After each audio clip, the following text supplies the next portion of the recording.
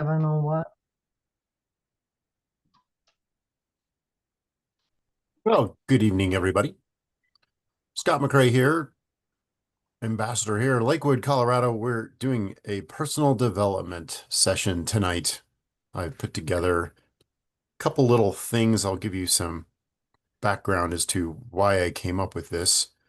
Our business in the network marketing industry has some roadblocks, and I really think that some of these roadblocks are self-imposed.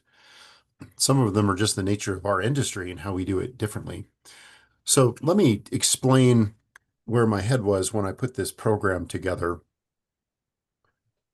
many years ago when I was introduced to the whole network marketing concept, multi-level marketing concept. It was a new world for me, for sure. But over time, I learned how important and how unique our industry is because when you really look at the way merchandise is moved in the United States, there's really just four ways that you can sum it up. Number one, of course, is retail. Not a whole lot of explanation needed there, other than a couple details that many people, I think, take for granted or look over or gloss over. And that is when you buy a retail product, the price of that product also includes the lights, the rent, the salespeople on the floor, whatever's fancy, whatever's clean, you paid for that through the price of your product. We have a layer of tariffs coming in if you buy something that was manufactured outside of the United States. So there are a number of factors that go into the price of what you pay when merchandise is moved through the retail system. The distribution of all those goods and services that go through the retail system are also included, because it has to come from somewhere, from a producer, and perhaps there's some middle players in there, wholesalers and distributors, et cetera, that get that to the shelves of a retail store. So that's number one. Number two, of course, we have things like mail order and online ordering. So that is a major chunk now of our economy. But again, there has to be a producer. It has to have a base point online where you can find it, or in mail order to get it shipped to you. And enough said there. It's another way of moving merchandise. And then we get into the area number three would be direct sales. So this would be insurance. This would be um, cookware. This would be the door knockers. Those types of things. Direct sales is still a major part of moving merchandise. And you could run a Shackley business as a direct selling company if you wanted to have your own independent distributorship of just Shackley products. You could certainly do that. And a lot of people move a lot of product through that channel.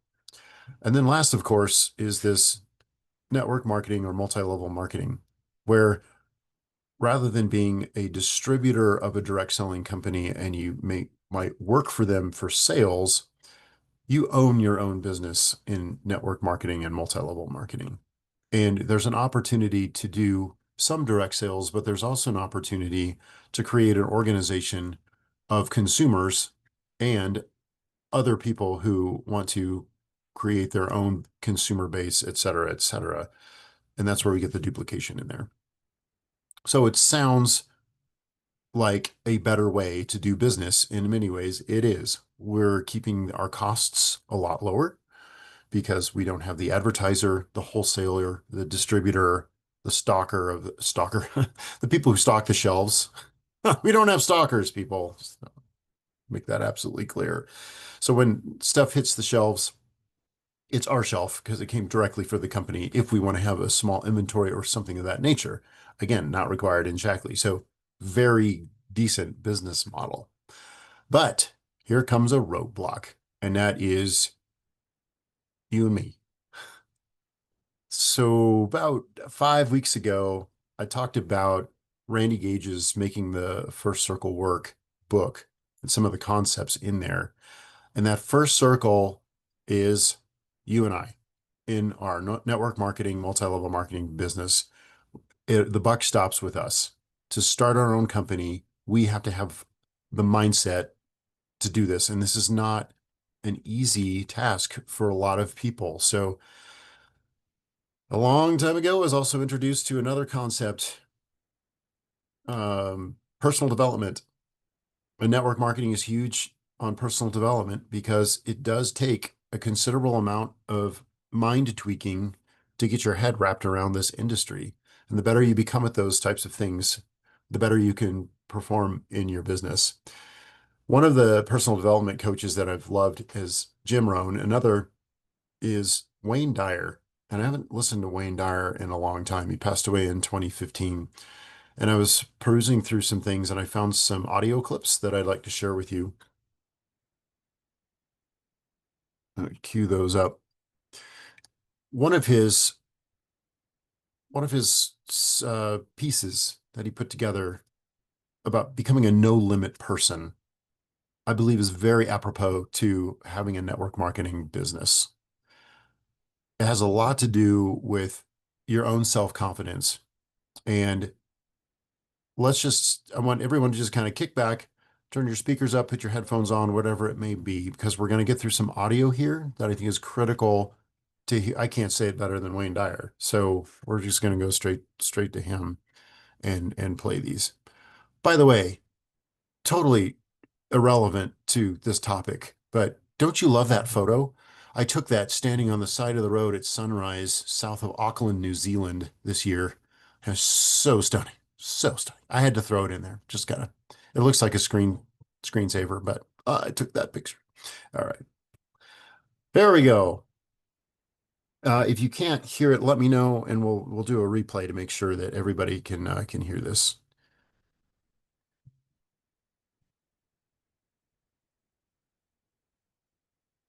The key to a positive self-image, it seems to me, is self-confidence.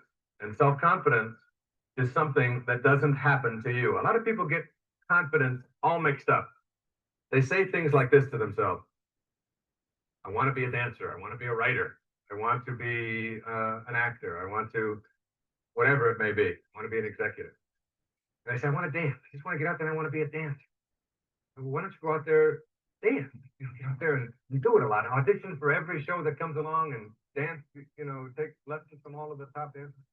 No, I don't have any confidence. As soon as my confidence is increased, then I'm going to be a great dancer. You get it all mixed up. You see, the only way you get confidence to be a great anything is by first going out and doing it and doing it and doing it again and again and again. And after a while, you begin to, confidence comes from behavior. Confidence comes from risk taking, from not worrying about failing, not being so consumed about whether somebody else is going to laugh at you, not being afraid to fall down. The difference between a neurotic and a no-limit person are both of them are climbing a hill together. See? And there's a big patch of ice that neither one of them expected. They both fall down.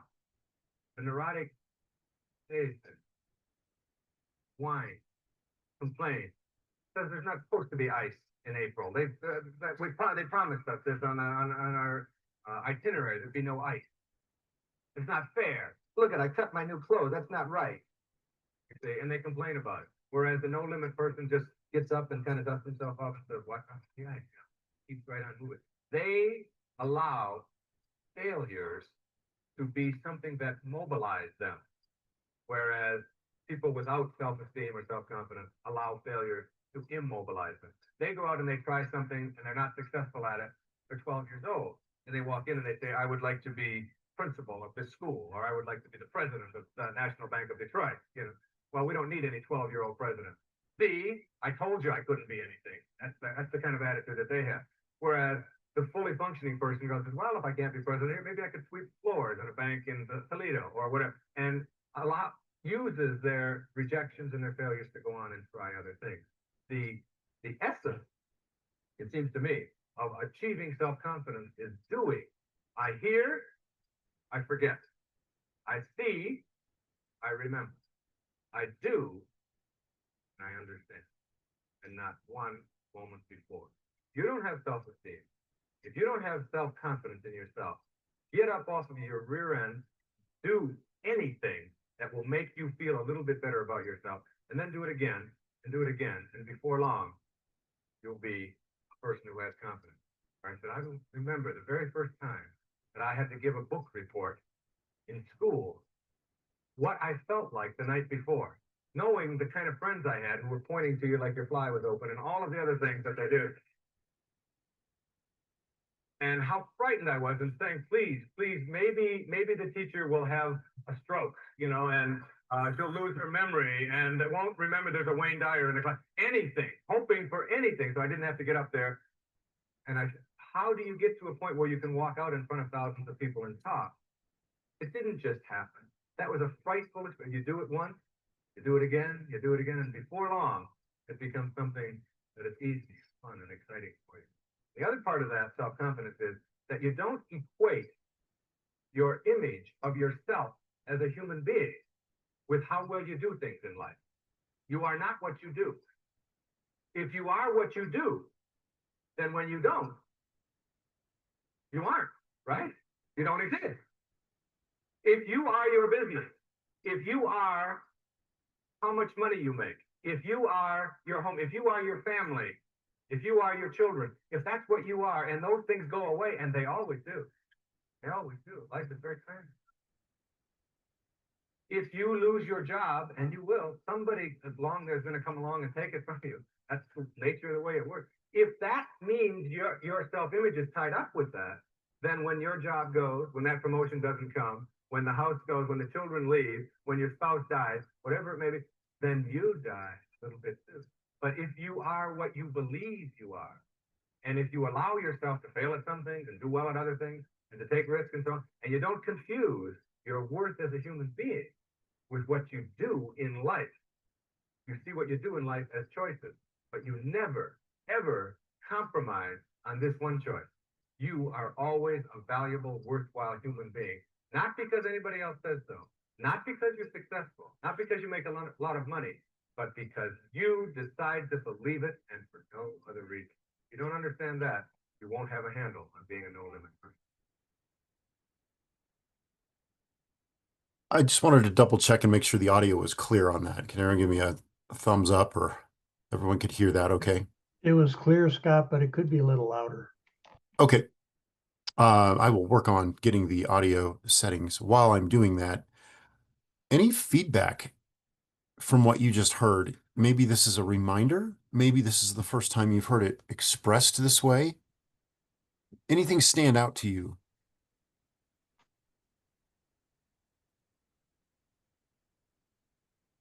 No, I think it's one of those things Tony Robbins talks about all the time is that the action precedes the mindset and the belief that the reality is we can't have great self-esteem unless we behave in a way that garners self-esteem. To think that you can have great self-esteem before you do anything to earn it is a fool's errand. I would like to put when I retired from Kaiser, I wanted to do my Shockley business, and Scott says, you need to join a networking group. And I said, do you mean to tell me I need to stand up in front of people and talk? And and I did, and it's I can't say that it's real easy still, but my confidence in what I can do has really helped with being part of networking. So I got a little push from my son.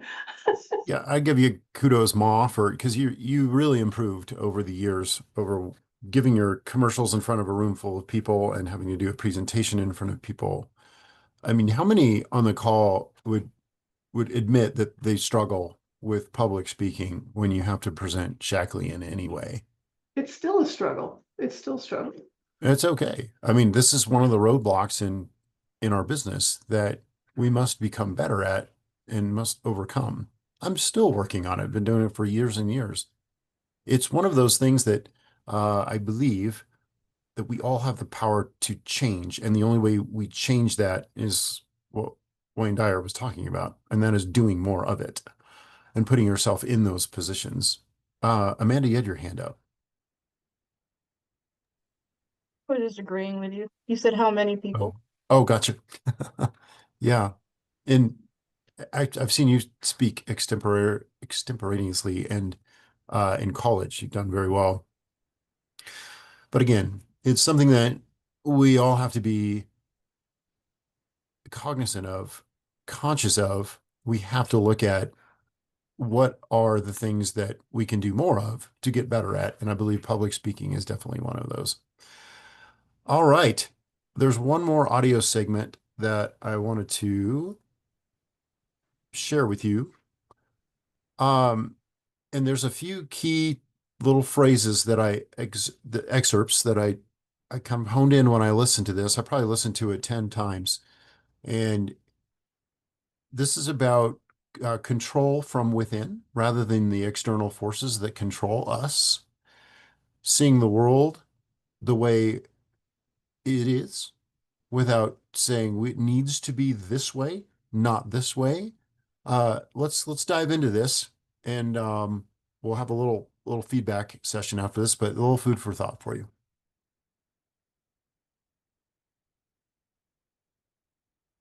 Oh,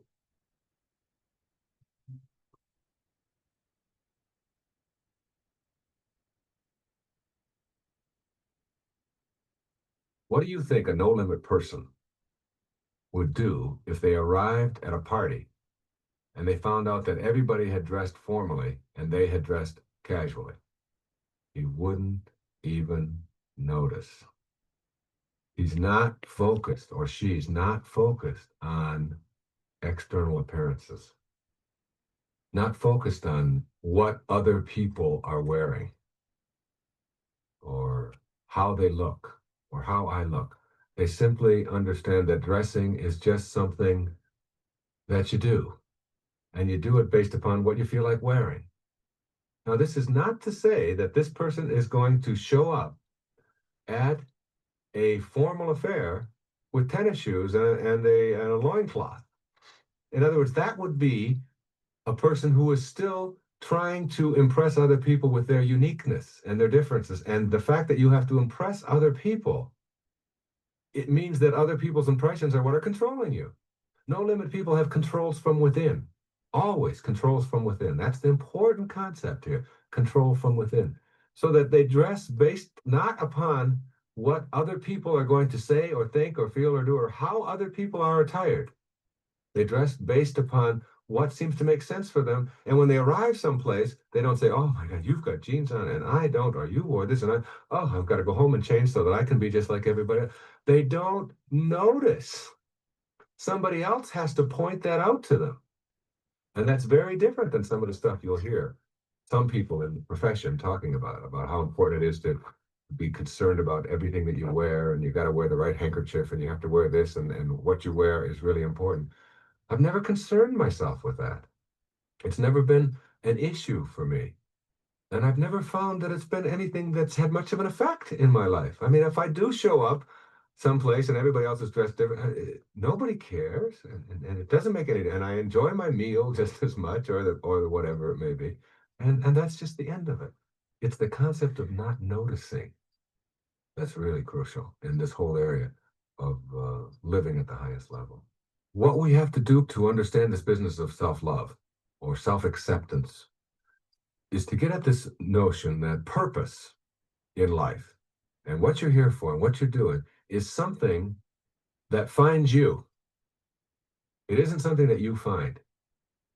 You get yourself unclogged. You get the junk out of you. You get the hatred, the anger, the fear, all of the kinds of thoughts that are put downs of the self-contemptible kinds of thoughts, self-rejecting thoughts. All right. You get rid of those and you get centered. Robert Frost said, we all sit around in a ring and suppose, while the secret sits in the center and knows. The secret that sits in the center and knows is what the centering process is about. It's what no limit living is about. It can't be the force that operates in your life if it's clogged up with something else. All right? I think of it like a container. And if you have a container that's full of manure, there's no room in the container for love or for anything else that goes into it. And we all have manure in our lives, but it's knowing what to do with the manure that's really important. All right. I mean, everybody has that in their life, But if you take the manure and put it into the ground and use it for fertilizer, you can grow beautiful flowers with it. All right. So it isn't whether you have manure in you, it's knowing what to do with it and where to put it so that you can create flowers or bread or whatever it is that you want to create. The centering process is really commensurate with self-love and self-acceptance. And the centering process is more than just a metaphysical term.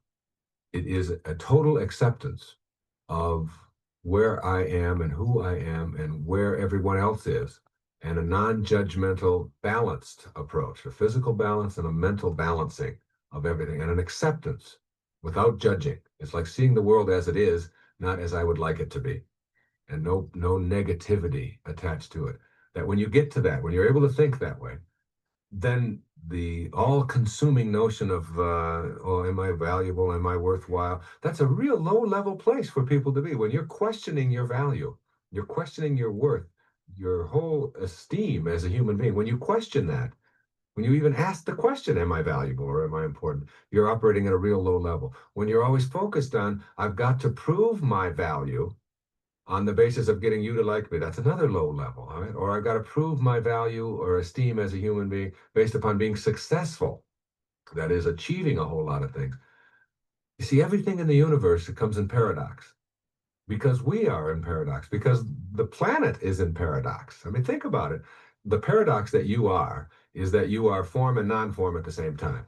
You are your body, and yet you're not your body at the very same time. You are your thoughts, which you can't get a hold of, and yet you're your body. And so you're always have these two conflicting kind of things. Well, our planet is like that. I mean, our planet is like a magnet. If you think of a magnet, it's got a plus on one side and a negative on the other side. It is a whole that is a combination of opposites. All right. It's always a combination of everything in life that has any significance comes in paradox. And it's like that magnet. I mean, how can one thing be two opposites and still be one thing? How can a human being be someone who wants love and wants to get it, chases love and never gets it? And the person who doesn't care about whether they get love and just is love has love come into their life all the time. The person who wants the most approval in life and goes after it and demands it based upon something that is lacking inside of them never gets approval. They don't get the approval. But the person who doesn't care about approval, I mean, think of the person who gets the most approval in your life. And that's somebody who doesn't even care about it. Why does someone who doesn't care about approval get approval, and someone who tries to get approval never gets approval? Because someone who wants to get approval is doing a disapproving thing. I mean, who wants to be around people who always want to be approved of? It's an irony. It's a paradox. And most people's reason for having self-doubt is that they start from a premise that I call lacking, that something is lacking. When you do the whole psychology of motivation, you find that most people are motivated based upon what Maslow called deficiency motivation. That is, they start from the premise that something is wrong, something is missing in me, and my motivation is going to be to repair the deficiency. I'm not strong enough. I'm not rich enough. I'm not happy enough. I have something lacking, all right? No limit people aren't motivated by deficiency. They're motivated by growth, all right? Where I am is where I've chosen to be. There's nothing wrong with what I've chosen to be. I can still grow. If you look at a flower that is alive and you look at a flower that is dead, you say, what's the difference between the two? One is growing, one isn't. You look at a human being that is alive and another one one is growing and one isn't. Growth and life are the same thing. Growth motivation means I don't start from the premise that anything that I've ever been up until now is anything other than what I had chosen up until then and what I knew how to do. It's not lacking, it's not deficient, but I can go in this direction. But I'm always going from the premise that where I am at this moment is fine. That's what self-love is. Where I'm going at this moment is fine. Where I'm going at this moment is fine. And where I will get to and where I am now are equally okay. All right. That's what self-love is. You are not going to get it all. You are it all. You are not going to arrive at happiness. Happiness is the way. You're not going to be a healthy, happy, successful person if you do all of these things that are missing in your life now.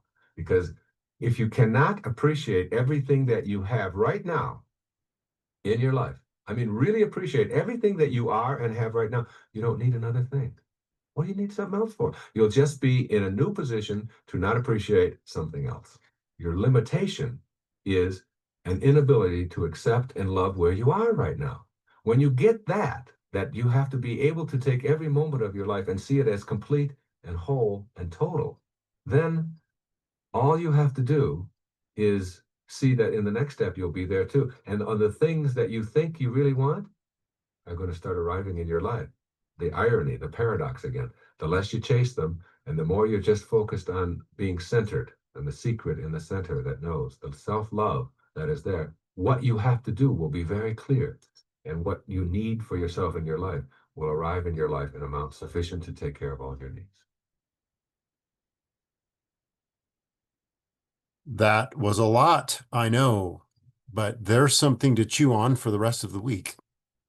I wanted to open up for any discussion about this. Let me premise this by saying I think some of the most successful people that I've read about, have met, or personally know, the ones that are the most successful, don't give a lick about what people think about what they're doing or who they are.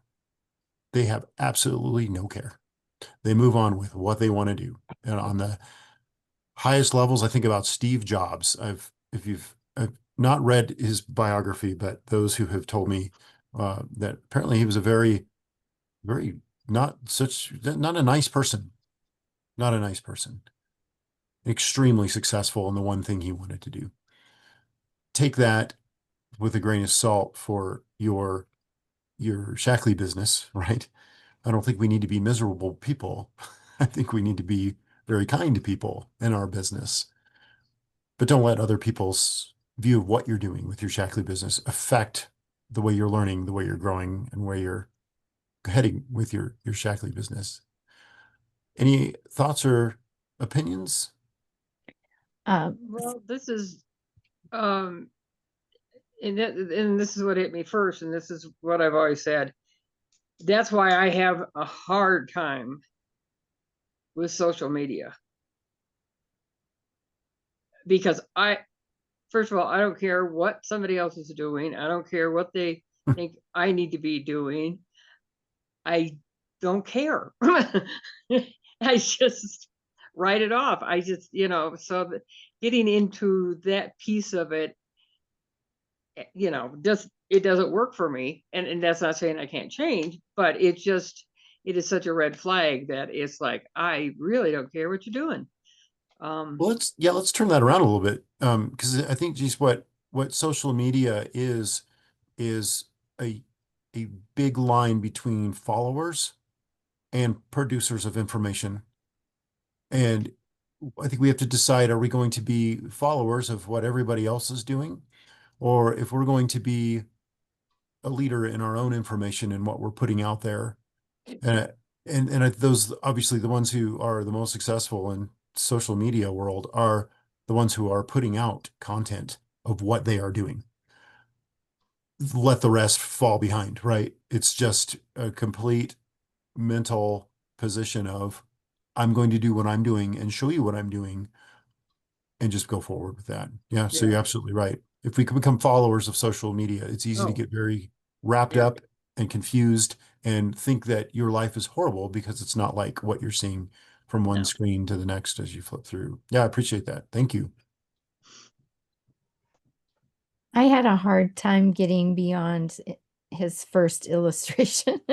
It was such a guy thing. I mean, because I'm sorry, women don't think that way. Women don't think, I don't care what I look like and what it culturally, we're not there. I'm sorry. But I don't think it has anything to do necessarily with self-esteem. I mean, it's how comfortable are you in your own skin? I mean, I don't know. He was halfway through before while I was still struggling with his first analogy. Yes. I appreciated what he said. I love the Robert Frost quote. And I get what he's saying about, people not having limits, but that first, I don't know, his first example You know, showing up in a loincloth and tissues was not what his point was. I think you're absolutely right. There are social norms. Like I'm not going to go to a networking meeting to market my method of moving products and look like a bum. I am going to Well, shave. and I I am going to don't put her. Yeah, go expecting people to look at what, it's like I'm not dressing for them. I'm dressing for what makes me comfortable in a situation. perfectly. It's called Which, self-esteem. yeah, which is your self-esteem, and that is you. So the culture I come from, there's two things. One, if you have self-esteem, you will take care of yourself and look properly as much as you can. And number two, you will always respect the other people. So if Right. you're invited to a party, you will dress up and to honor them and respect their home and not go however you want to be. So there's the two pieces. Mm. I don't think it's just women. I think it's a cultural thing about, well, absolutely how you were raised, but where you come from. I mean, it's like when my brother first came here and we had this huge party for him. And out of all my wonderful friends, one brand new couple came in jeans, and he thought he wanted to know what we did to them to have them disrespect us so much. So I know the culture's changed, but I think that there's still, just like Scott said, if you're going to a networking meeting and you're representing Shackley, you're representing your business, then maybe your attire is going to be more respectful to, I don't know how you feel about your company, but I totally think it is a huge piece of self-esteem, how you take care of yourself. Yeah, I don't want to get into the so again, I listened to this 10 times. We're looking at this at face value. We're not looking at the meaning deeper that is there, and it is the relationship between have, do, be, or be, do, have. In other words, once I have these luxurious clothes and I can do these things, then I can now be the successful person. And it's completely backwards. Yes. We have to be who we are to do the things that make us thrive and are important. And then we You will don't have to have money to dress well. perfect. That No, it's that is the message here. what behavior needs to change to Right. get what behavior is required to get from where I'm at to where I want to be. What behavior is required? And is the external expectation of what you are supposed to be wearing or what you're supposed to be doing or what you're supposed to be behaving as, is that external force holding you back? Mhm. That's the depth of this concept. So I can see where you get stuck on the whole attire thing. It is just an analogy for that Wayne, I believe, was using to talk about what external influence are we letting into us that changes what is supposed to be coming out. That, I believe, is what the argument is here. So lots to chew on. I know that was a deep subject, but as we are moving forward in our Shackley businesses, what is it that is holding us back? Could it be an external force? Could it be we think we need something before we can be that person? Like I need self-confidence before I go and do a one-to-one. I need self-confidence before I get on stage and speak. You need to get on stage and speak, and then you will get some self-confidence, right? You need to screw up a few one-on-ones to move forward and being better at one-to-ones, if that makes sense. All right. Well, can you believe that? We've pushed through almost 40 minutes. Wow. That's a deep topic, but it's something I have struggled with in my life in business, and that is worrying about what everybody else is thinking about me. And that can be a major anchor around your chain, around your neck, or a chain around you. If that is, then maybe we need to think a little bit more about that. So Scott, the biggest thing right now was your question, what is holding me back? Thank you for sharing that. Because that's probably the biggest question to all this. Absolutely. That could be one of your roadblocks. Well, that's the tip of the iceberg of this kind of stuff. Does anybody else have any other dying thought? Okay. Well, look him up. There's way more content there if you need it. Go seek him out. He's on YouTube. That was By the good. way, Thank you. By Much the to way- think about. Scott, by For the sure. is it regular spelling for his name? By the way, Ryan, DYER. be happy to hear Shackley is coming out with creatine in January. Oh, Oh, is that right? Thank God. Oh, good, good, good. Oh, I mean, yeah, I'm well, so happy to hear that. that'll be helpful. Wow. It's a big one. Are they getting the Vivix Yeah. gummies back this week? Oh, No, not until 2026. yeah. Good So many idea. people are Thank you taking again, that Scott. now. So many Yeah. people. if you guys want to continue news. offline, we're going to stop the recording so people don't have to listen to this if you want to share the call.